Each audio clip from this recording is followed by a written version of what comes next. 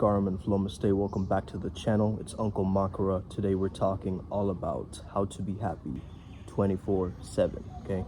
I'm at a meditation retreat right now for 10 days. Hopefully this video posts on time, okay? Hit that like and subscribe button. You know, we started off this retreat with a very powerful little recording, a section from Kelsang Gyatso, who was my father's guru. We heard him say how to be positive or happy 24/7. Now this might seem like an unrealistic goal for some, right? Like, how are you able to do that? That's fake happiness or whatever. As a positive psychologist, I understand that happiness is a choice, it's an inside job, and it's generated from within. We have something called the positivity ratio, which means that 3 positive thoughts are equal to 1 negative thought, okay? So negative thinking is more powerful, dominates over positive thinking, okay? So we need a lot more positivity if you want to survive in this simulation, survive in this matrix world. The first thing you want to understand, and this is what positive psychology really studies, is the science behind the happiness, okay? Another way of saying that would be gratitude, okay? Why is gratitude so powerful? Because it emphasizes what we already have, not what we're missing, not what we're lacking, not what we're craving or desiring, but what already is. I'm grateful for my bike, and by being grateful for my bicycle, I can eventually maybe get a car. But if I'm craving that Lamborghini or that car, I'm taking away from my present moment, my present experience, right? I'm future projecting in my mind something that might happen in the future, rather than embracing the aliveness of this present moment. I don't want you to see gratitude as like, 3 things I'm grateful for each day, right? Like most people talk about it. I want you to envelop your senses with gratitude, with this understanding that I can see, what can I see that I'm grateful for? What can I hear that I'm grateful for? Maybe the chirping of the birds. Maybe I smell samosas as I'm going down the street. Okay, maybe I see somebody who is very pleasant, okay, to look at. Some eye candy or some soul candy, okay? I am embodying the fact that I am human, okay? And being grateful for the fact that I have these human senses. I have this path working towards enlightenment. And I'm not a hedgehog, right? I'm not like 1 in a trillion chance of me being a human or whatever, right? And I became a human in this lifetime. For what? To incarnate to do what? Okay? I think everybody ultimately is here to make others happy and to be happy themselves, okay? But we're fed so many ideas and dogmas and stereotypes and all these different things about what happiness should be and what it is, which takes you away from where you are at. So where are you at? You've heard the saying, you are what you eat, right? Now, in the Hindu understanding, okay, there's 3 types, okay? There's sattvic, there's rajasic, and there's tamasic, okay? Sattvic is this understanding of cleanliness, clean food, higher vibrations, okay? It's very much so associated with peace and joy and so forth, okay? Those types of states. Rajasic is more like ambitious. It is more creative. It is more going forward towards it. Now, my diet is actually pretty Rajasic, I would say. However, I'm leaning more into a sattvic diet now that I'm in the awareness of it, or in that frequency, if that makes sense. So I love spicy food, man. You can't take that away from me, bro. I'm Indian, so, you know, I'll eat like raw chili straight up. But understanding this, if you understand the 3, kind of the Trimurti, right, in Hinduism, you can really understand this Ayurvedic understanding too, which is, you know, the sattvic is to maintain or the preserver energy, which is the Vishnu. Rajasic is like the ambition, the creativity, the going forward into something, motivation, okay? A lot of motivational speakers, right? They have that rage, that fire in the belly, right? That's what I'm talking about in terms of the Rajasic.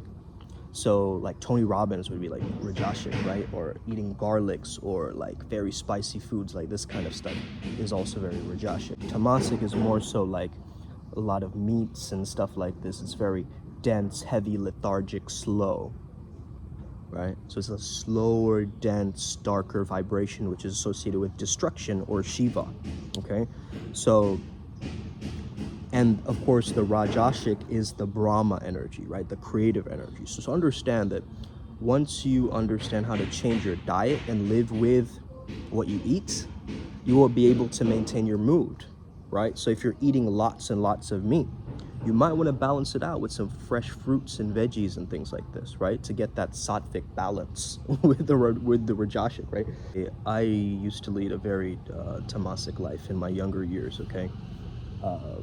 Very much like, fast food and LAN parties, okay? That was my kind of upbringing, I guess you could say. And I was also in Thailand, of all places, right? Imagine like just random like women coming up to you, right? And being like, sweaty cop, right? Like these massage girls or whatever, right? Anyway, besides that point, let's get back to the video. You want to seek growth instead of happiness, because growth is the consciousness of happiness itself. If you find yourself improving in your life, that things are actually getting better and brighter, and you feel lighter and more easy and authentic, you will notice you're very happy, you're very content, okay? However, if you are seeking happiness, you'll never attain it, okay? So the goal, the intention is growth. The byproduct is happiness. Next thing that I would say is flushing out all these lower vibrational, dense, dark energies, okay? A lot of us, we hold all these traumas and memories and all these different things in our storyline, okay? And that affects us day to day. How we live, how we're smiling, how we're being, and so forth, right? I would definitely say work on the combination effect of number 1, shadow work, number 2, energy work, and number 3, body work. As you do this all together, this will create a very, very positive flushing or a emotional detox, okay? Understand that happiness is this inside occupation, okay? This inside job. Well, it's 40% within your control through conscious positive activities that you're taking. So things like flow activities, for instance, things that are getting you tapped into the zone. So we did this particular meditation today where we reminded ourselves that I may die today, okay? The concept of memento mori also came up for me from my, studying of Stoicism and so forth. But that was really powerful because I may die today puts you almost online. It makes you attuned towards what is truly important, that you can in fact die, so you might as well carpe diem or live the life that you truly desire and make it possible for you. Kelsang Gyatso, my father's guru, who we're also learning from, a lot of this Vajrayana tradition that we're learning from is from him. And he said that the body is a guest house. The mind is a guest. Okay, so think of your happiness like that. Like if your body is a very bad guest house, right? How are you going to store that mind? But also, so the body's temporary, right? Like the guest house is temporary. The guest stay is infinitely, you could say, in that different guest houses. Keep switching guest houses, right? Rebirth after rebirth, keep switching guest houses. And so the mind is on this continuum. So understand, if you preserve the mind, make it positive, and create your own happiness day to day, you will start feeling better. You will start feeling more energized, more engaged with life. So the 3 things you want to focus on in regards to staying happy all the time is number 1, engagement. Work dissatisfaction and work disengagement is a big factor, right? A lot of people don't love what they're doing. I think in the new earth, there's going to be a lot more interesting jobs, right? Conscious healers coming through, or people who are, sales representatives who are actually, vibrationally marketing and not using this pushy, manipulative sales tactic, right? There's going to be new jobs, right, that are introduced as we start improving, as we start, connecting with ourselves and improving our level of consciousness, right? How do you improve your level of consciousness? Is first of all, you got to clean up the gunk, or what are you resonating at, right? If you're resonating at a level of anger, you can't say that, okay, I'm resonating at anger, but then I also want to get to peace and joy and love and bliss, right? So you understand that, okay, the vibration is also changing all the time, right? So you can be angry 1 second and then peaceful the next second and then keep moving, right? It's all spontaneous and it's constantly shifting. So your awareness tells you that, okay, actually, you know what? My body is feeling a little bit weird. And so I need to stretch like this in order for me to maintain myself. Now, a lot of us, we don't do these things because we're worried about what other people are thinking of us. Like, how would I be able to make this video right now if I'm worried about who's looking at me right now? Okay, I wouldn't. Okay, I'd be completely distracted and in my own mind. The mind will be one of your biggest obstacles to overcome, and it creates resistance, which is the enemy of the creator or the artist or the flow Jedi or anybody for that matter. Okay, your resistance is actually preventing you, okay, because whatever you resist will persist. So engagement, okay, meaning, creating meaning, making meaning. What is the meaning of life? To make meaning. It is in the statement itself. Dharma, okay, dharma over drama, I always say, okay, dharma over drama. So your purpose, your moral responsibilities, what you're here to do, okay. Your dharma can sometimes be related to your vocation and so forth, but I don't think it's a necessity or something like that. I think your dharma is definitely a very personal thing. But you know, they asked Shakyamuni Buddha, who will teach us after you die? And he said, well, the dharma will teach you, right? The Tao will teach you. The substrate of Brahman will teach you. There will be an essence of me because I am that essence. I am that I am, okay? I am that essence, not the I, okay? Not the ego-identified I, but the one I, okay? We're all gods and goddesses in costumes and disguises. May we all have the happiness of humans and gods in all realms to support us, okay? Let's have that support from the other side, okay? Because a lot of us, we don't work with these different spirits. Someone was asking me about luminaries, you know? I think it's very powerful to have an understanding that there are ancestors or these different energies around, you know, your astrology and so forth, your north node, your south node. All of that is great. But understand, you have a personal relationship with one of your guides, right? You have a personal relationship with your own subconscious mind where your guides hang out, okay? Your guides hang out through the symbolism, the archetypes, your dreams, right? All of these different things that create that liminal space or that trance-like state where you can actually learn and you start getting into an understanding that I actually can induce a self-hypnosis, right? I can give myself positive affirmations. I can sleep to these affirmations. I can maintain a very, very upbeat energy using binaural entrainment, brainwave entrainment, okay, like binaural beats, subliminal messages, right? This is stuff that I create as well. So if you ever want a specific subliminal, I can always create it for you, okay? That is going to cost money, however, because it takes time and energy from my side, okay? However, it will impact you tremendously. Or let's say you want a guided meditation. I'm not going below $200 just because it takes a lot from me, okay? Well, that's the offer we have right now. For $200, you'll get one sound file, very personalized to what you want, okay? You can include 5 things in it. I'm saying 5 things because our brain can only hold like 5 to 7 bits of information, right? So I don't want to create too much of a thematic like overlap, like, okay, I want health, wealth, relationships all at once, okay? And again, if you want to learn how to channel, if you want to learn, you know, different practices and processes for your own enhancement of your mood, enhancement of your happiness, also learning about, you know, these different spiritual teachings, simplified, okay, the non-dual teachings, the Advaita teachings and so forth, I think that it's very, very important that you join the mystery school because we are a flow state pathworking, okay? We're primarily focused on making flow state a religion, making flow state a gateway, a portal towards you having the lifestyle that you want, okay?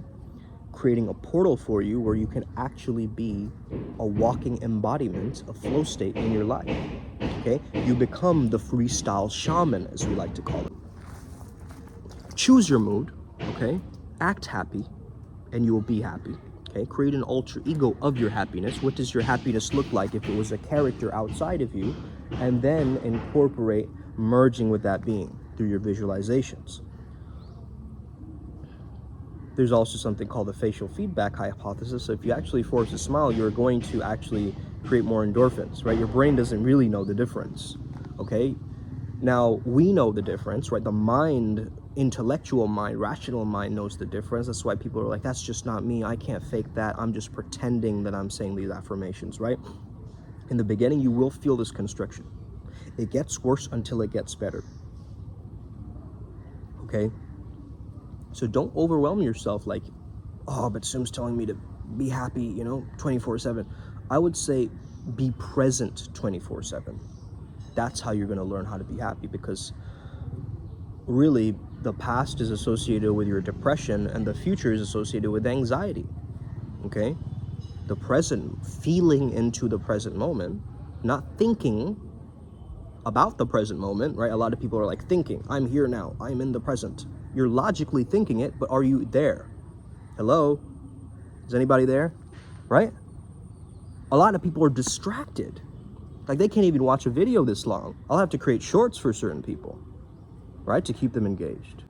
That's bizarre to me, man. Look at what this, information overload culture has done to you, where you can't even listen to a lecture without you going off into another video. Just be, oh, that's boring, bro. Yeah, I just want to know the quick hack, right? And you're speeding up the video to like ×2 just to get the main points from it, and then squeezing out the juice of it, and then trying to infiltrate this method, right? Or something like that. Slow it down. Okay? Why this sudden rush? It's from fear. I'm getting older now, so I gotta hurry up. Okay, all my friends are doing. It's a comparison trap. You're comparing to who else out there is happy. You're not connecting with your personal happiness, right? You got to have a personal relationship with your happiness, man. Your joy is such an internal experience through meditation, through connecting with aspects of you, your higher self coming through in the meditation sometimes, right? And seeking these flow-based activities, like I was saying. Like imagine you're a painter and you just let go and allow yourself to actually paint and enjoy yourself. That is going to create a level of happiness, a level of joy, where you're completely immersed in the moment. So be the desire. Do not seek the desire. You get what I mean? Be the walking embodiment of the desire as if it's already fulfilled. Do not seek it. That's what all these ancient masters are saying. Don't have cravings, don't have attachments, don't have desires. What is that really saying? It's saying go back to gratitude. The fact is you already have it. It's already yours. Your delusional optimism might not help you, but it's going to help your neighbor, right? Your Rajasic energy might help your neighbor out. So that's the thing. You also have to understand, I'm not in it just for me, I'm in it for all these other people, right? There's a compassion taking place, which means to suffer together. If suffering is a byproduct of this material world, we have to learn how to rely upon each other and suffer together, okay? Very, very powerful concept, okay? Well, if we have compassion, passion meaning to suffer, by the way, okay? What if we also have calm pleasure, right? Calm pleasure is this understanding is we can also be in communal pleasure, okay? We can also be together in a state of happiness, in a state of bliss. Let's create a new vocabulary, flowcabulary, so that we can be happy 24/7. It's in our language as well, okay? All right, guys, they're calling me to lunch right now, so I gotta end this video here, man. Let's get it. Upward Spiral Gang, may we never be the same again. We're all gonna make it. I'll see you on the other side. PrimalSutraMysterySchool.com. Let's go. Upward Spiral.